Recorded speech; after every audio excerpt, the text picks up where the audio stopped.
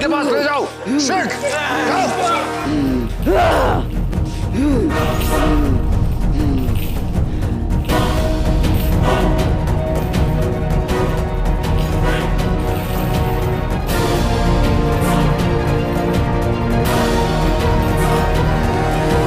तुम्हारा निर्णय मैं आज अभी और इसी क्षण करूंगा। सम्राट, क्या आपको नहीं लगता कि हमें यह पता कर लेना चाहिए कि यदि अशोक ने ऐसा किया है तो इसके पीछे क्या सच्चाई है? सच्चाई? कैसी बात कर रहे आचार्य राधा? सुशील, श्यामा, महारानी चारुमित्रा एवं महामात्य खल्लटा, उन्होंने आचार्य के हत्या का षड्यंत्र रचा। उन्होंने मारा आचार्य को। इस बात पर विश्वास किया जा सकता है आचार्य राधागुप्त? और करे तो किस आधार पर? आप ही समझाएं। मरता हुआ व्यक्ति कभी झूठ नहीं बोलता और इन्हीं षड्यंत्रकारियों की एक सहयोगी हेलेना, उसने अपनी अंतिम श्वास गिनते हुए मुझे सारा रहस्य बता गई।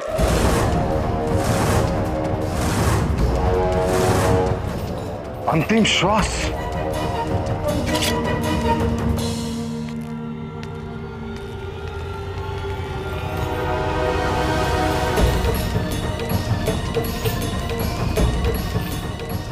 मुझे अशोक के पास जाना है, मुझे अशोक के पास जाना है। आपकी अवस्था ठीक नहीं है, आपका जाना उचित नहीं होगा। मैं नहीं गई तो अनर्थ हो जाएगा।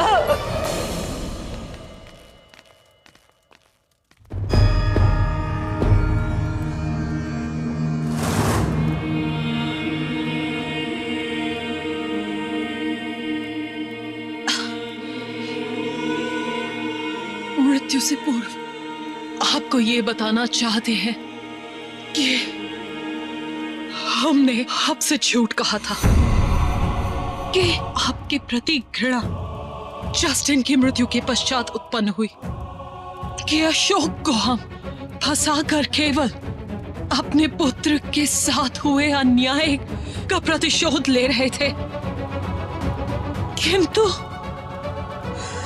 सत्य यही है कि जस्टिन में ईर्ष्या और घृणा के बीज हमने बोए थे। हमारी इच्छा थी उसके शीश पर मुकुट देखने की, और वो केवल अपने मां की इच्छाओं की पूर्ति कर रहा था, अपनी इच्छा के विरुद्ध। अपनी मां के प्रति इतनी श्रद्धा थी उसके मन में कि उसने हमारे पाप कर्मों का सारा आरोप अपने ऊपर ले लिया। आज तक आप पर जितने आक्रमण हुए उन सब के पीछे हम थे। हमें आपसे बहुत पहले ज्ञात हो चुका था कि धर्मा जीवित है, और हमने उसकी हत्या करने के अनेक प्रयास किए।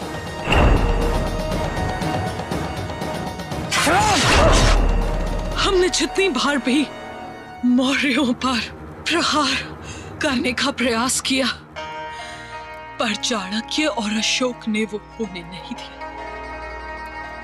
यदि आचार्य मगध का संरक्षक था तो अशोक उसका हाथ बनकर आप सभी की सहायता करता रहा, आप सभी को सुरक्षित करता रहा, और इस प्रकार से अशोक हमारे लिए बाधा बन गया। हमने सोचा आपकी हत्या यदि उसके हाथ से हो तो हमारी सारी समस्या दूर हो जाएगी।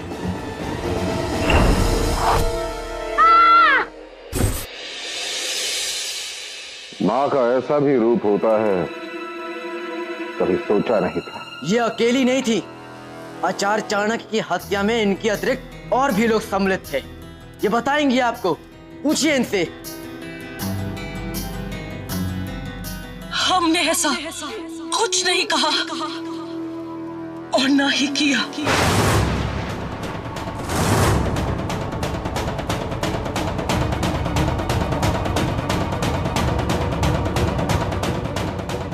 आचार्य चाणक्य से घृणा करते थे, पर हम चाहते थे कि वो जीवित रहे ताकि वो मौर्य वंश को पराजित होते देख सकता, यूनानियों को विजयी होते।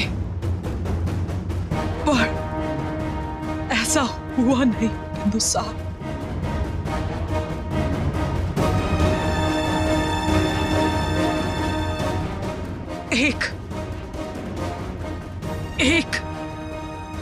एक ही इच्छा है, जीवन भर इस साम्राज्य की मिट्टी को हम अपना नहीं सके, जबकि इस मिट्टी ने हमें सब कुछ दिया, पर हमने इसका केवल तिरस्कार किया।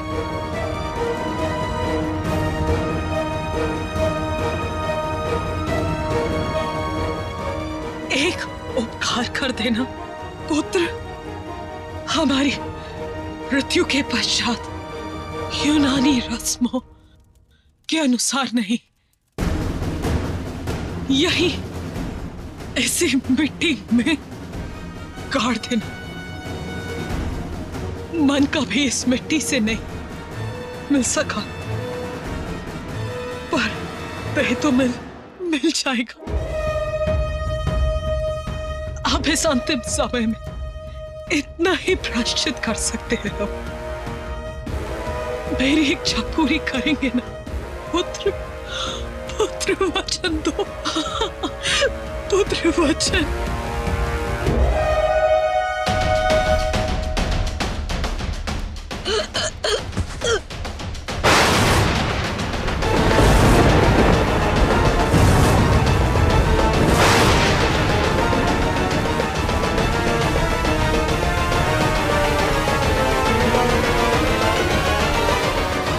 ले जाओ उसे।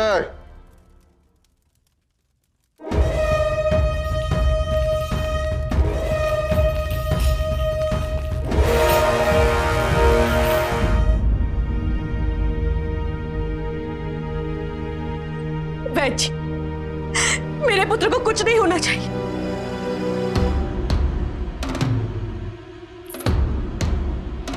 आज दूसरी बार अशोक ने सुशिप को आघात किया। इस बार मैं उसे बचकर निकलने नहीं दूंगी।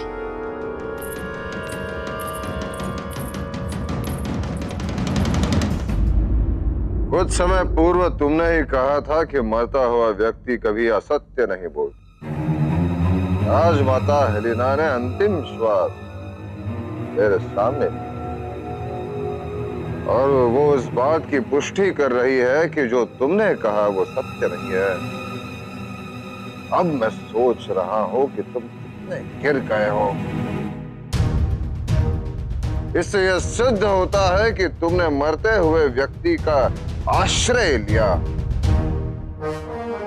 ऐसे घृणित आरोप का झूठ बूंद लिया ताकि तुम सुशी, श्यामक, महारानी चारुमित्रा और महामात्र खल्लटा इनकी मृत्यु सुनिश्चित कर सको, क्योंकि यही लोग थे जो तुम्हारे और सिंहासन के बीच में बाधा बन रहे थे।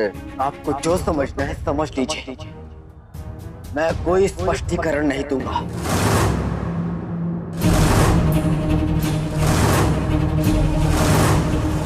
और एक बात स्मरण रखना, मेरा भविष्य जो भी हो, युद्ध भी समाप्त नहीं हुआ है, क्योंकि जब तक मेरे शरीर में रक्त की एक भी बूंद शेष है, मैं ये सुनिश्चित करूंगा तुम में से एक भी जीवित ना बचे। मैंने पहले ही कहा था ना कि जिस दिन मुझे प्रमाण मिल गया तुम सबके विरुद्ध, मैं तुम्हारे पीछे आऊंगा।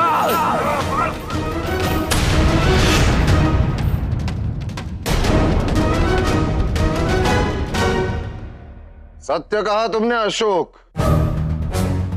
तुम छंद अशोक बन गए हो और तुम जैसे पशु के लिए राजभवन नहीं उपयुक्त है।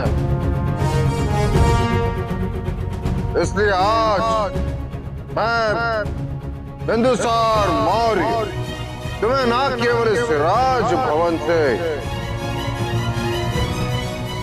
अपितु मगध साम्राज्य से भी निर्वासित करता हूं।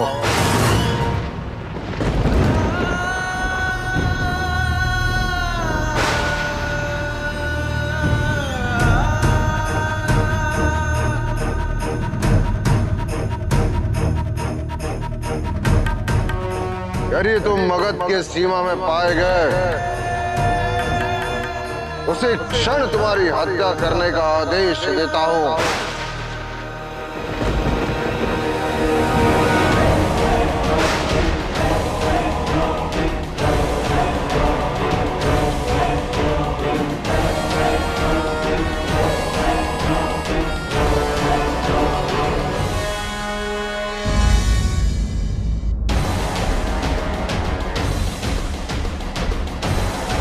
ये सोचने की भूल कदापि ना करना, मेरे हृदय में तुम्हारे लिए अब भी प्रेम है, जिसके कारण मैंने तुम्हें मृत्यु दंड नहीं दिया।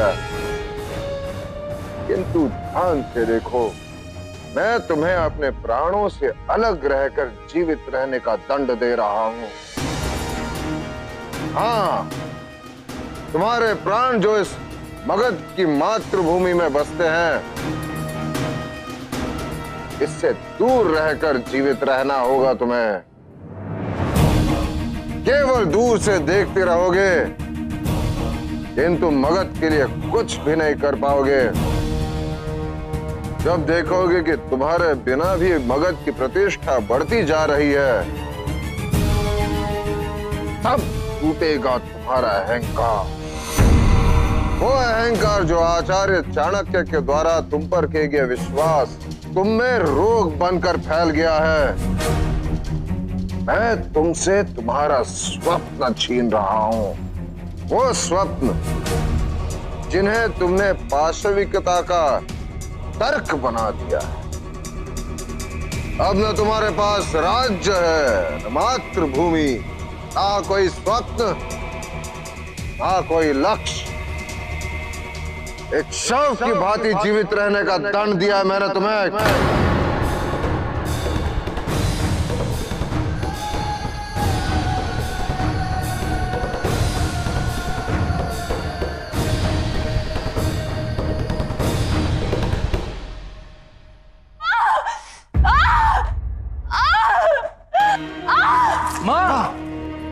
शीघ्र आओ, रानी धर्मा को कक्ष में ले जाओ और ताई को तुरंत उपस्थित होने के लिए कहो। शीघ्र।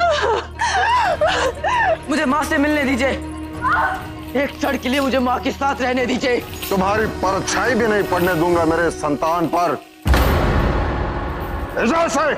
माँ, आचार्य, एक क्षण के लिए मुझे अपनी माँ से मिलने दीजिए, एक क्षण के लिए आचार्य।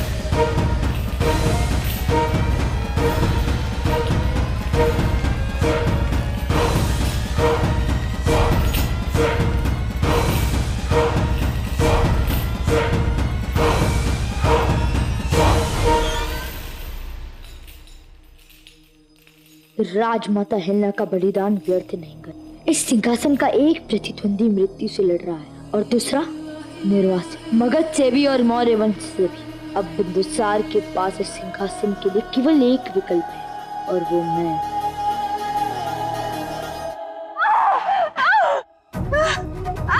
प्रयास करिए, थोड़ा और बल दीजिए। मैं इसे तभी जन्म दूंगी जब अशोक मेरे सामने होगा। आप अपने साथ आप अपने बच्चे के प्राण को संकट में डाल रही हैं। अशोक को बुलाइए, अशोक को बुलाइए, अशोक शीघ्र जाओ। अशोक को बुलाइए, अशोक को बुलाइए। महामात्य खल्लटक, राजमाता के अंतिम संस्कार का प्रबंध कीजिए। उनकी अंतिम इच्छा हमें पूर्ण करनी है। जी सम्राट। सम्राट, मैं आपसे निवेदन करने आया हूँ कि इस अवस्था में रानी धर्मा के पास अशोक को रहने की अनुमति दे दी जाए। मेरा निर्णय अटल है आचार्य राधागुप्त। जब तक मैं जीवित हूँ, अशोक राजभवन में पैर भी नहीं रखेगा।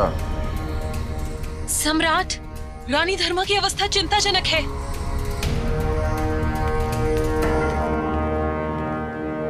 त्याग दीजिए रानी धर्मा। जितना विलंब करेंगी आपके शरीर को और इस संतान को दोनों को कष्ट होगा।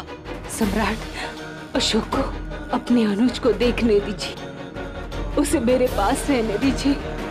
मैं अपनी संतान को ऐसे संसार में नहीं लाना चाहती जहाँ उसका ज्येष्ठ भाई उसके पास ना हो। अशोक को बुलाइए, अशोक को बुलाइए सम्राट। ठीक है, अशोक को आने की अनुमति दूंगा मैं, किंतु आपको वैसा ही करना होगा जैसे दाई कह रही है। वैसे भी आज मैं बहुत खो चुका हूं और खोने की शक्ति नहीं है मुझ में। मेरे इस झूठ के लिए मुझे क्षमा करना धर्मा।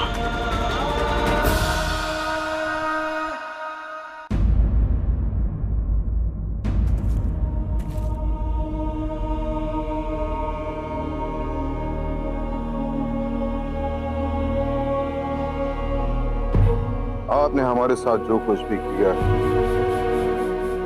उसके लिए हम आपको क्षमा करते हैं। ईश्वर आपकी आत्मा को शांति प्रदान करे।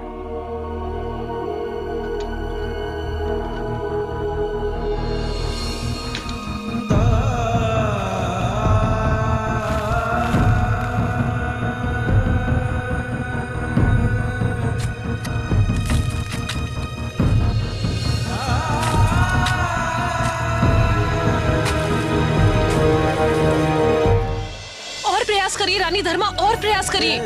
घूम गया है बच्चा, अपनी गर्दन में नाड़ी फंसा ली है उसने। बहुत गंभीर स्थिति है ये। प्रयास करिए और पूरी शक्ति लगाकर धकेलिए। और हाँ, अशोक, कोई मुझे मेरी माँ के पास ले चलो। कोई है, कोई सुन रहा है मेरी बात? उन्हें मेरी आवश्यकता है। कोई है, कोई है?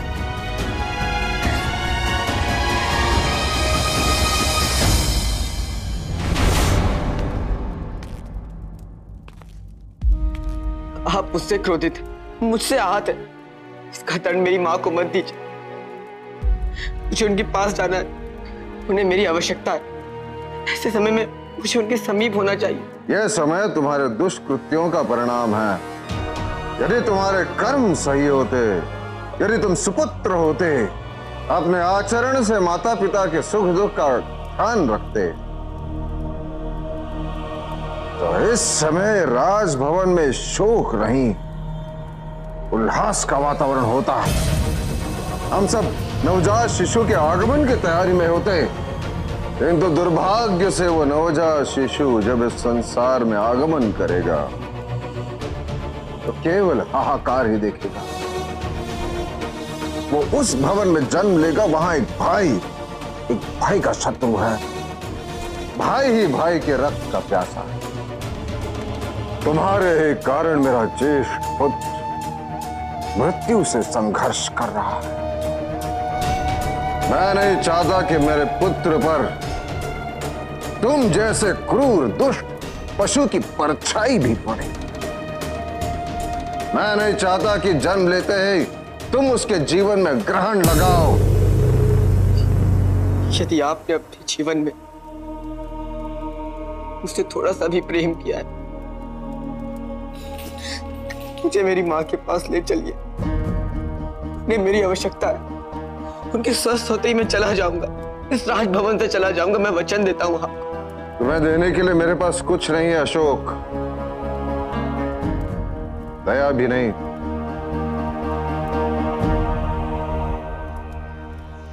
पिताजी, पिताजी!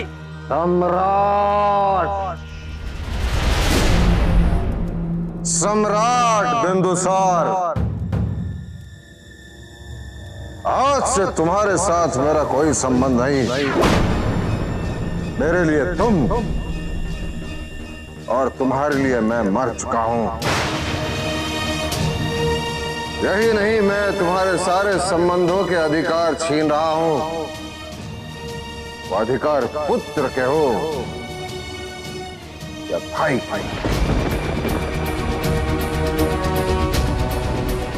अकेले जाओगे तुम, समझ लो फिर से अनाथ हो गए हो तुम।